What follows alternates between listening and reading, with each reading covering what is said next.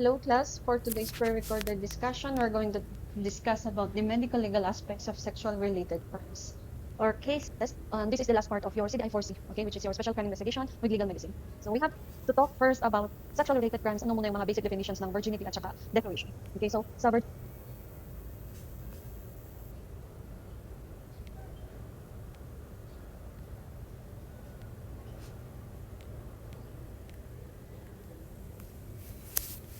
virginity and declaration, okay, we have here what you call the different kinds of virginity, okay, and also who is a virtuous female.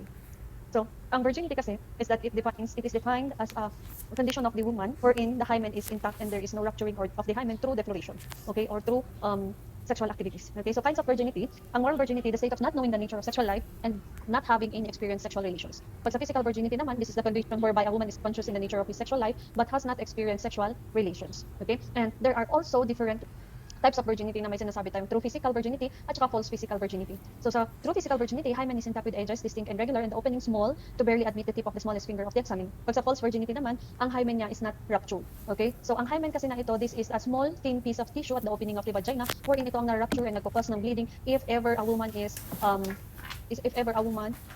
already having a sexual relationship. Okay? So, we have also here what you call your Virgo intacta. Ang Virgo intacta naman, truly virgin woman siya, no structural changes sa kanyang organ to incur previous sexual intercourse, and that she is a virtuous woman. Okay? Or in other words, wala pang perforation sa kanyang hymen. So, ang kanyang hymen is still intact. And then we have also here what you call your demi-virgin, or yung refers to the condition of the woman who permits any form of sexual liberties as long as they abstain or do not go to the extent wherein the rupturing of the hymen during sexual activities.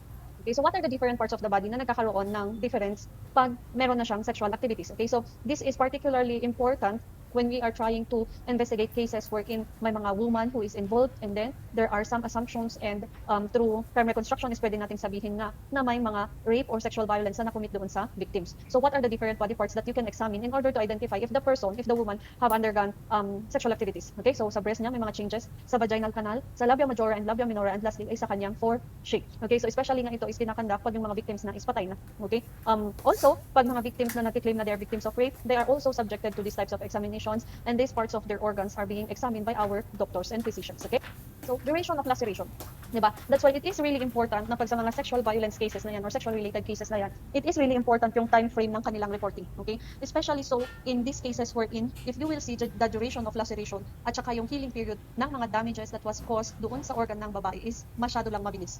Okay, but in reality, as I have mentioned, diba, ang mga rape victims, syempre because of the trauma, because of the violent activities that they have undergone, mas nape-prefer nila na hindi mag-report immediately. Okay, but for the duration of laceration na, as I am saying, pag may fresh bleeding laceration yan, that means it is recent pa lang yung sexual activity. So pag fresh healing na siya, may mga fibrin formation, may mga edema na surrounding the tissue, that will be after 24 hours. And then healed laceration naman with congested edges with sharp coaptable borders is 4 to 10 days, and then healed laceration with sharp coaptable borders without congestion 2 to 3 weeks, and lastly healed laceration with rounded non-coaptable borders and retraction of the edges more than 1 month. That's why this is some of the challenges that they're trying to establish, kasi pag may nagre-report na, yun, nag-heal na yung kanilang mga physical injury. That's why sometimes they are relying sa mga testimonial evidences.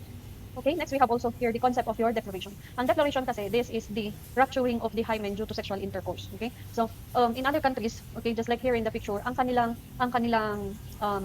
inaalisan ng clitoris is yung mga baby girls. Okay, imbis na ang mga lalaki ang tinutuli sa kanila sa tradisyon nila is that it is the baby girls, because this is also their way of protecting down. Ang mga babae is dapat they are only for 1 month.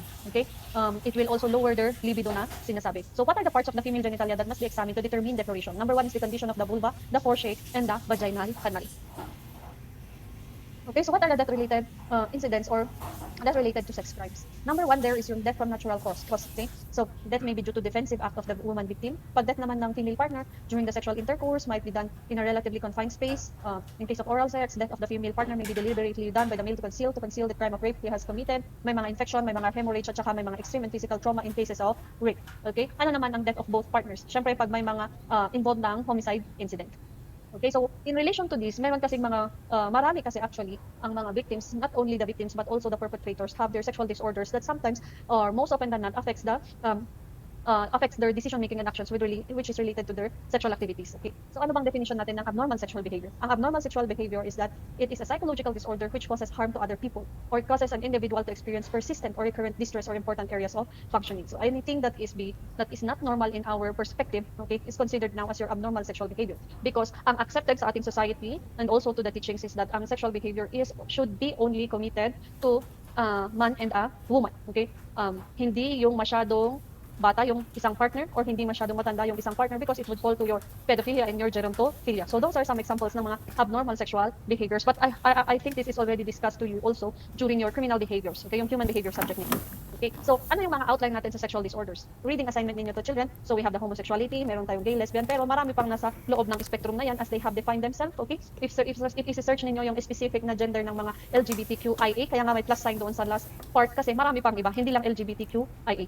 And they have defined, meron silang kanya-kanyang specific definition kung saan sila magpo-fall doon sa gender na iyon. Bisexual, transsexual, transvestism, prostitution, narcissism, exhibitionism, troilism, pluralism, autosexuality, oralism, and other paraphilias. Okay, sa paraphilias na yung mga meron silang sexual attraction on abnormal things. Okay? Next, we have here the pregnancy. Saan naman natin ginagamit ang pregnancy at anong relationship nito sa mga sexual-related crimes, okay? But first, we have to identify first or define what is pregnancy. So, ang legal importance kasi ng pregnancy, this can be a ground for suspension of death execution of a woman. Conceived child is capable already of receiving donations, and then, conceived child may experience or exercise certain civil rights, and the concealment of a woman that she is pregnant at the time of marriage can be ground for annulment, okay? Pero dapat yung action of marriage by the parties must be within 4 years after the discovery of fraud. So, for example, nalaman mo na hindi pala sa'yo yung pinangalan sa yung anak mo, pero na-realize mo lang na gusto mo na palang mag-annulment dahil sa reason na yun after 10 years na. So, hindi na pwede kasi the law says, okay, na the action of marriage by the parties must be within 4 years after the discovery of fraud. So, for example, 2018 mo siya na-discover tapos gusto mo mag-annul tayo ng 2028, hindi na pwede. Dapat within the 4 years after the discovery of fraud. And then, sa atin dito sa Philippines, Article 742 is that meron ng legal personality na binibigay sa isang 7 months old fetus doon sa katawan ng mother. Okay? Then, pregnancy and abortion. So, ang pregnancy kasi natin is related siya sa abortion. Okay? So, ano ang mga different stages pa ng mga fetus na ito? So, for the examination, there are some of the specific description, and then you will try to identify kung ilang months na ba yung bata, ilang months na yung fetus na na-discover. So, you have to know also kung ano yung milestone from conception until being ready na sila to be being ready ng mga fetus na ito or mga babies na ito na may panganak. Okay? So, sa atin, 9 months ang sinasabi, but 9 months is only 36 weeks, di ba?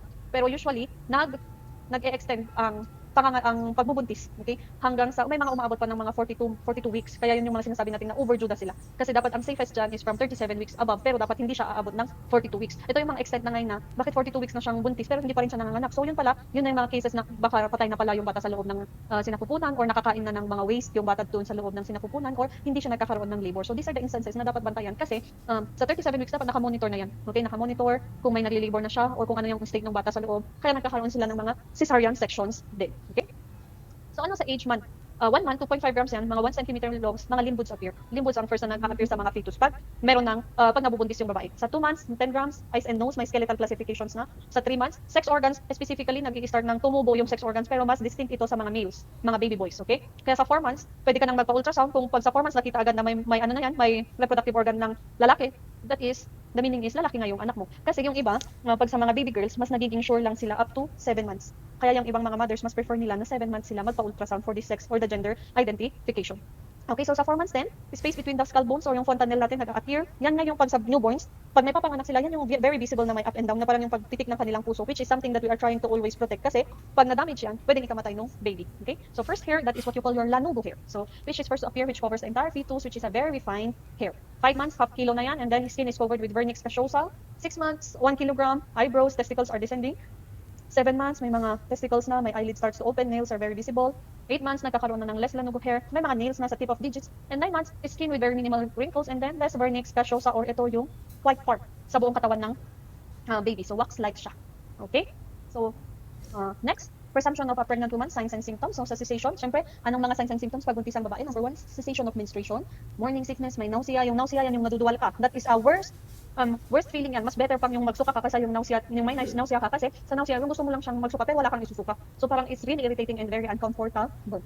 And then we have here the changes in the vaginal cervix. May mga Chadwick signs, Heger signs, McDonald signs, Goodell signs, which means na yung cervix natin, yung loob ng cervix natin, or the tip, is hard as a nose, and then yung phonic suckle, and then lastly is your ballotment. Sa ballotment, the fetus inside feels like floating or may amniotic fluid siya. Braxton Hicks signs, bladder irritability, capricious appetite, abnormal pigmentation, and lastly, easy fatigue. Kaya yung mga pregnant mothers natin, di ba? Pansin na pansin ninyo na konting lakad lang nila is hinihingal sila. Pero they are encouraged lagi na mag-walk kasi if nagkaroon sila ng parang yung nag-stagnant sila na lagi silang nakaupo ganyan, mahirapan silang manganak. Okay, so what is puerperium? So puerperium naman, this is the condition of the mother immediately after niyang magpanganak. Okay? Iba siya sa postpartum kasi sa postpartum na yan yung sabihin natin na nagtatry ng mag-go back sa normal stage yung kanyang katawan. So ang puerperium kasi naka-specific yan na ito yung yung condition ng mother immediately after her giving birth. Okay? So next we have also here sa abortion. So sa abortion, di ba? For example, this one if you have encountered this news clippings wherein in other countries isa sa kanilang source of nutritious food daw is sa mga fetus. So mas prefer pa nila pag yung mga aborted na mga bata. Okay? So complications, ano yung mga indications na yung isang babae kaya is nag-undergo siya ng abortion. So number one there is your hemorrhage or too much bleeding. If you have encountered the recent news clippings wherein yung 16 years old is nakipagkita siya sa kanyang boyfriend, di ba? And then namatay siya because of too much bleeding or hemorrhage. So some of the speculations is sinasabing hindi dahil sa pakikipagtalik but because of an intentional abortion. Okay? So too much bleeding also can cause death. And then you have the shock, the embolism, infections, perforations or damage adjacent organs and sterility. Because dito sa Philippines is that abortion is not allowed. Okay? Yung mga nakakaroon lang ng abortion is mga illegal na clinics yun. But in the Philippines, it is not allowed. Okay?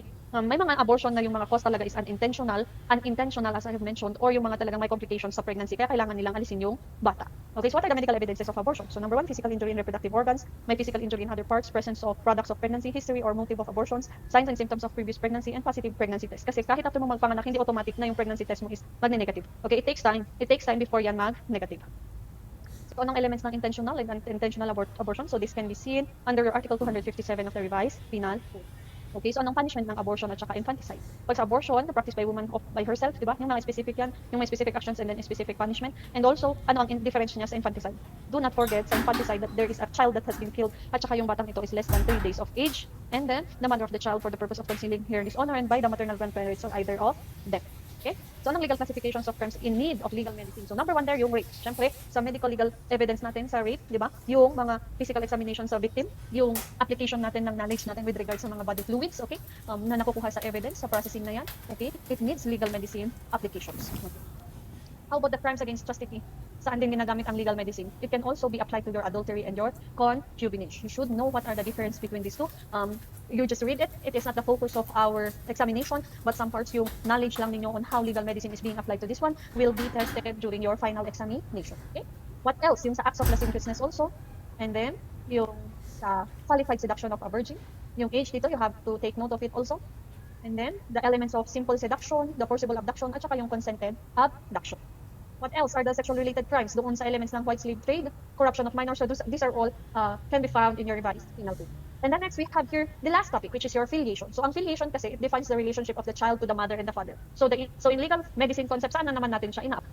Okay, so as we have mentioned, yung filiation nga is it defines the relationship of the child to a mother and to the parents. Okay, so pag ang tinetest natin dyan is yung relationship ng child to the father, we call it your paternity. Pag sa mother naman, maternity. Okay, so what are the different types of a child?